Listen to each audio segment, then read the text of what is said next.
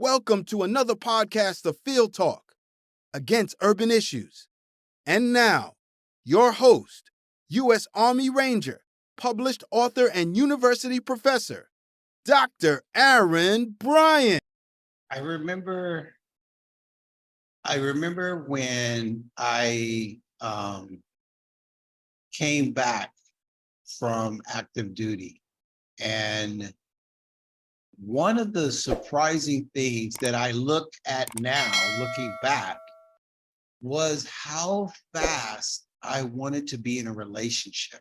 Interesting enough, when I was active duty, I had no interest whatsoever. And it wasn't because I was a ranger and going all over the world and constantly training, because even when we did our rotation at my particular battalion, if you understand Rangers, we have our battalions, and you have one that's on, on basically, for lack of a better term, vacation. Then you have those that are on alert. We have a rotation. And so even when I was on leave, no interest whatsoever to be in a relationship. So to find myself seeking a relationship when I got out of the military, that was probably a red flag. And then there was my constant need to be very active, to work. Like I was almost on a 24/7 rampage of working. Now, I thought that was simply because when I was in the military, we're always moving, we lack of sleep, always, the best shape possible.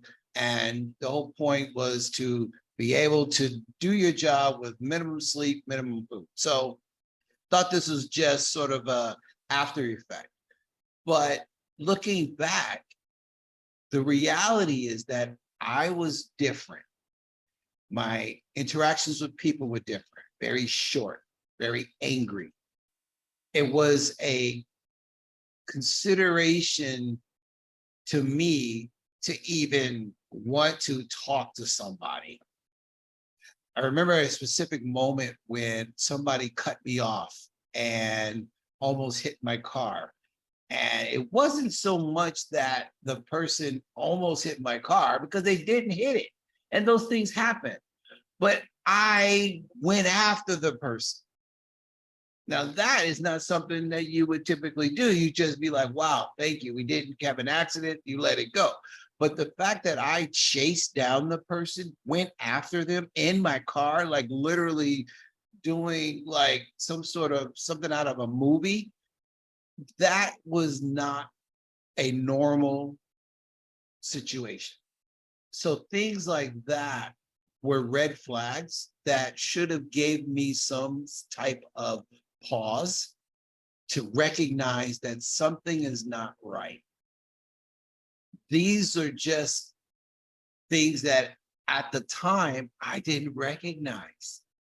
But if I had been able to talk with somebody, or somebody was close to me, they would have been there to tell me, hey, did you notice what you did? But again, I didn't want to be close to anybody. I had no interest. The friends that I had were no longer really around. I think out of all the friends, I was left with two.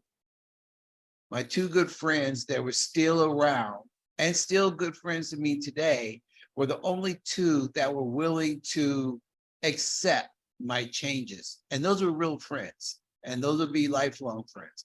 But unfortunately, we weren't near one another enough for them to be able to identify my day-to-day. So that goes back on me. And then when I got married and settled down, unfortunately, there's no history with my, at the time, wife.